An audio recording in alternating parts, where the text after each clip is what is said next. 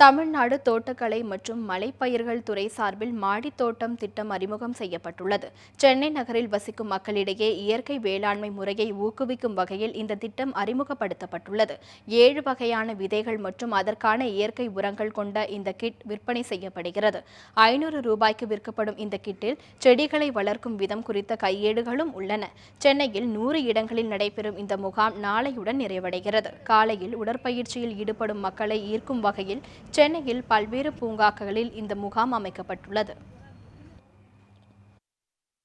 நீங்களே செய்து பாருங்கள் மாடித்தோட்டம் திட்டத்தின் கீழே ஒரு கிட்டு மாதிரி விற்கிறோம். அதில் 500 ருபீஸ் அந்த கிட்டு. அந்த பேக்கில் அந்த கிட்டில் பார்த்தோம்னா 6 பேக்ஸ் இருக்கும். ப்ளஸ் சீட்ஸ் இருக்கும்.